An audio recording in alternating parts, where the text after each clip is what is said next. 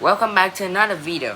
Today we'll be covering the Scholar's Mate, the 4-move checkmate that every beginner should know, and yeah, mostly people already know this trick or checkmate. So it starts with e4 and e5, like normally. With black, you can use this trick against white. And yeah, it's a pretty famous trick against the Scholar Mate. So Scholar Mate just begin with the pawn push, then the queen going out early. Start with the h5 square and trying to bring the bishop and checkmate on the f7 square. But yeah, most people already know, instead of beginner, we can punish this trick easily. And if we push the pawn to friend their queen, yeah, their queen just capture our pawn in the center and then check us with a fork, with our rook. So yeah, after we block it with our bishop, our rook is gone. And next is about to be our knight, and it will be checkmate. So yeah, no one will fall for that because it's too old. But we can also use our knight to threaten their queen, but they can still capture in the center. So that's not the best move. There are many best moves to fight against this, and one of them are knight to c6, a pretty popular defense against the Scholar Mate. After they bring out their bishop, we can threaten their queen now because they can't capture in the center. They can't capture our pawn in the center because it is already being protected by the knight. So yeah, but right now we have a threat we need to deal with. That is queen coming to f7 with a checkmate. So we can bring out a knight, but that is a blunder because they can still capture on f7 and it will be a checkmate. So yeah, we can't bring out a knight, except we can bring out our queen, but it will block the normal route. Yeah, like for example, we move it to e7 and it will block the bishop way. And if we bring it to f6, we'll block the knight. So yeah, both of these moves are not great to play and not recommend. So the best move in this position is just to push the pawn to g6, friend the queen.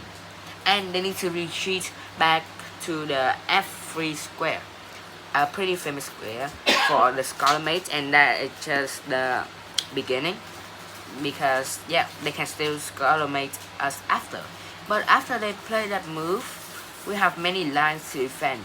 For example, knight to f6, friend the pawn in center while protecting the pawn on the square f7.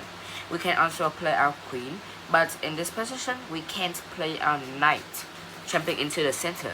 It might look scary and try to fork them, but they have a checkmate on the f7 square, and that's the main reason why we should play the Scholar Mate and defensive. So yeah, we'll play our knight, developing our knight and blocking their route to checkmate, playing knight to f6.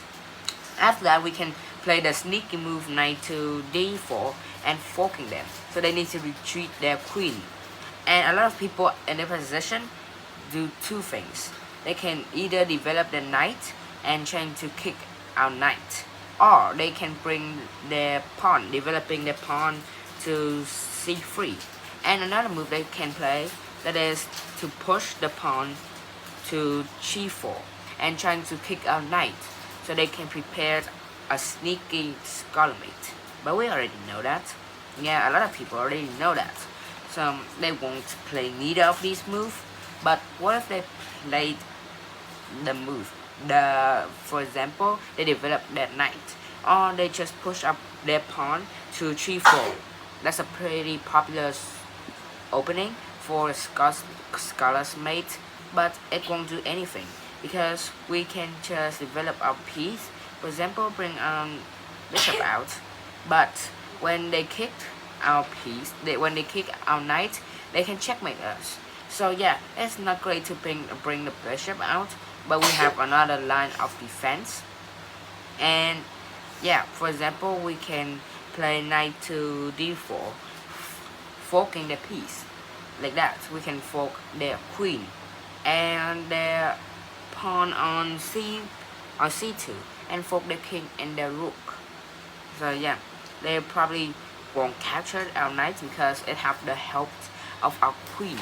And yeah, they are pretty much unavailable. Their piece is not developed, and they could play the move queen to c3, and that will be just a normal move. They can retreat or move their queen to d3, but the Scarlet's mate will not be available anymore, and their pawn is hanging, so we can capture their pawn. So what if they play the retreat move? They play back to queen to d1 and still protecting their pawn, and the pawn on c2 and the pawn on g4.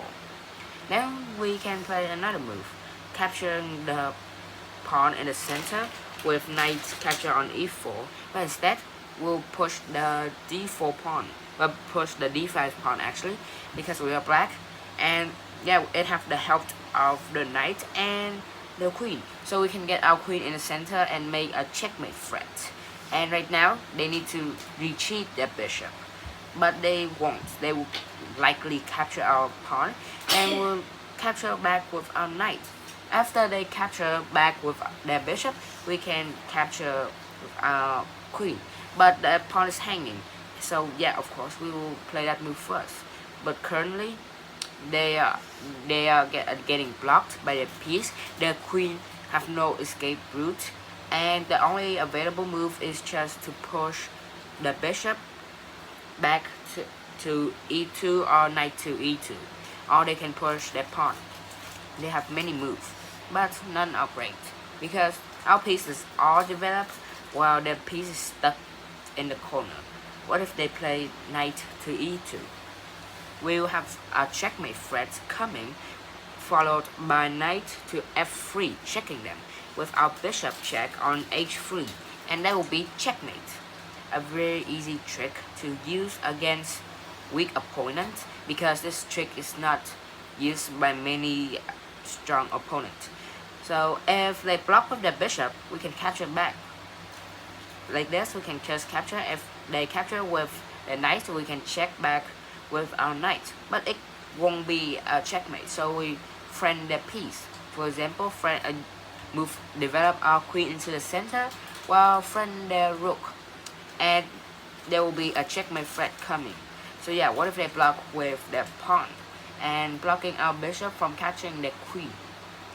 We can play many moves, even sacrificing it. Like that, so we can make them focus, so they can choose whether to capture the knight or the bishop. If they capture the knight, the queen is gone. But if they capture with the bishop, we have a checkmate pretty quick coming. For example, if they capture our bishop, we'll develop our queen while checking their piece, and the only available move is just move king to f1, and after that we'll checkmate on f2. A pretty sneaky checkmate that many opponents won't find out.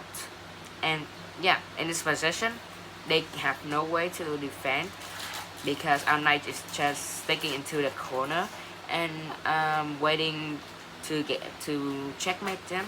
And yeah, their king have nowhere to move instead of f1 square. That's the only available square, but after that it will get checkmated.